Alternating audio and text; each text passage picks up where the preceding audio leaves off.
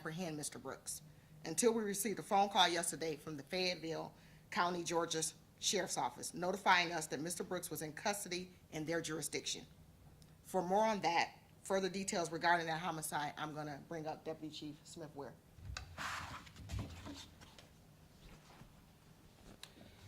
Thank you, Chief, and good morning.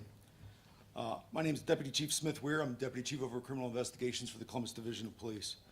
I, too, would like to reiterate what Chief Bryant said in thanking the members, the men and women of the Columbus Division of Police, our detectives, the Ohio State University Police, and all of our partners locally with the state and the federal agencies that contributed to this.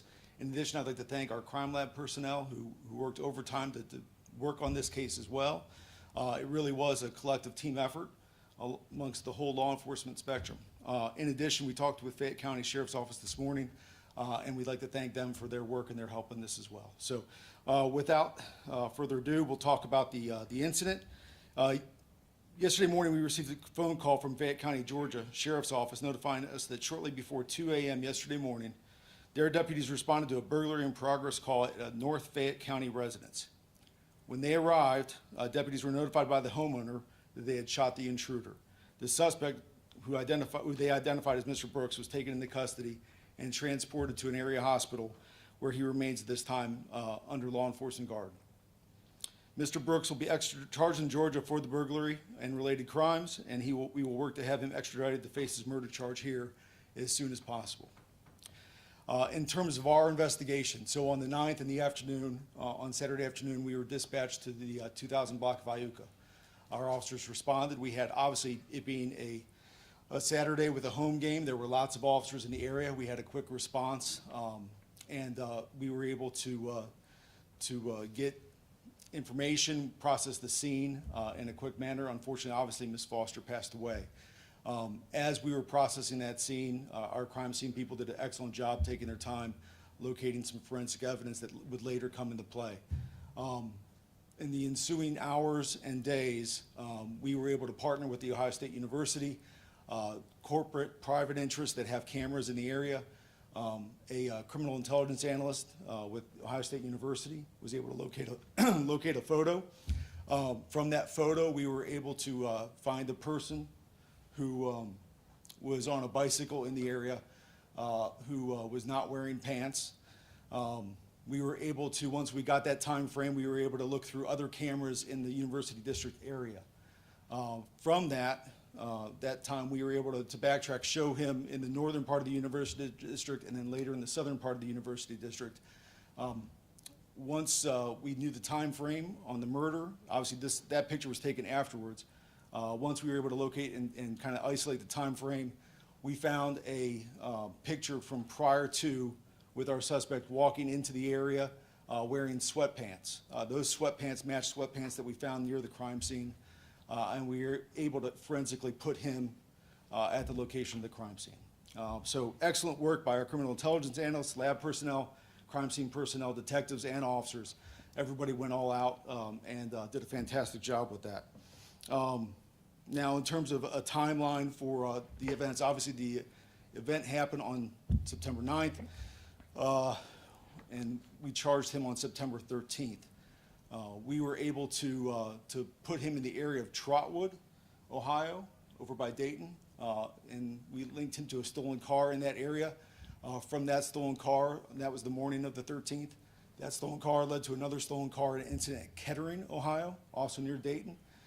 From there, we were able to obviously we then got word that he was in Georgia. So that is the kind of timeline. It all happened on that 13th.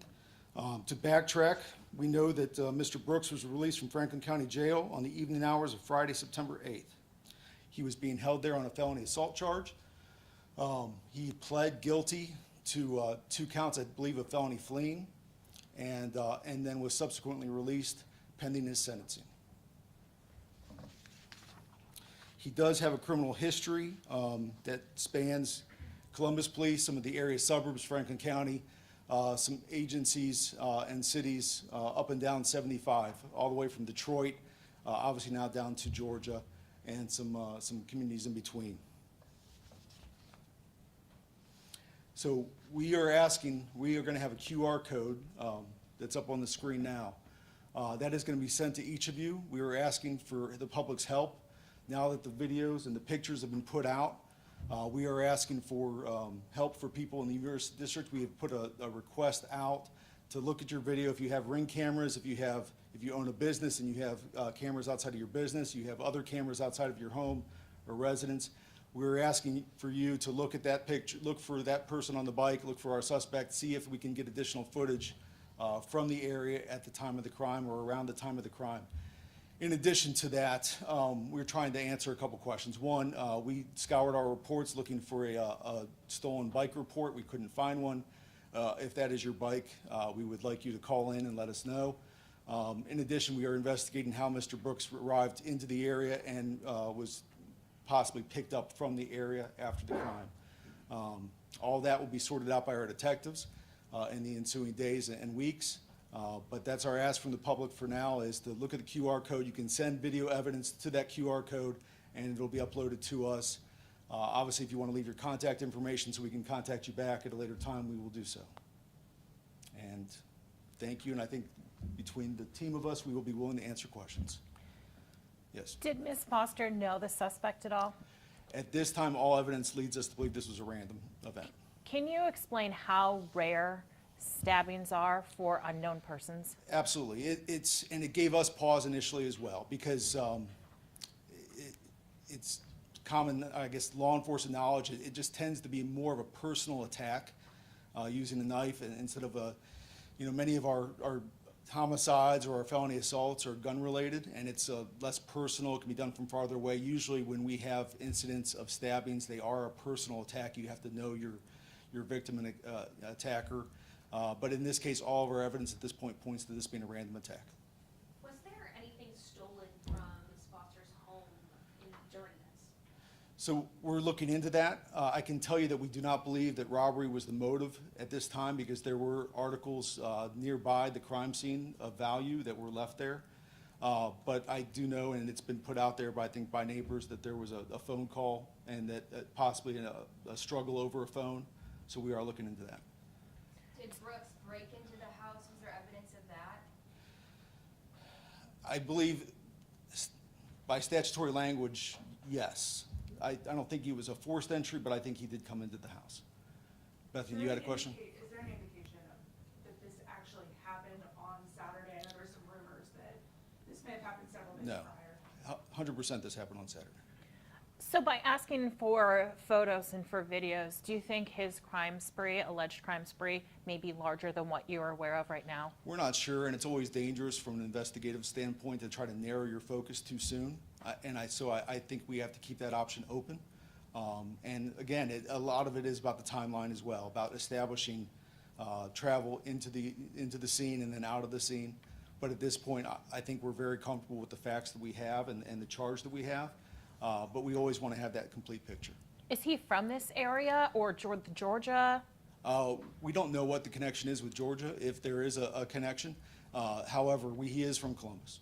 Was he released from jail on the 8th on bond, or was he done serving his sentence? Do we know that yet? So there's an intersection of a couple different things here. One, I think initially he was on a parole hold. And then the second part is, I believe at a certain point, the parole hold ended and he began serving time under the pending felony assault charge. I don't know the exact dates, but I do know that at some point he pled guilty to amended charge of felony fleeing, I believe.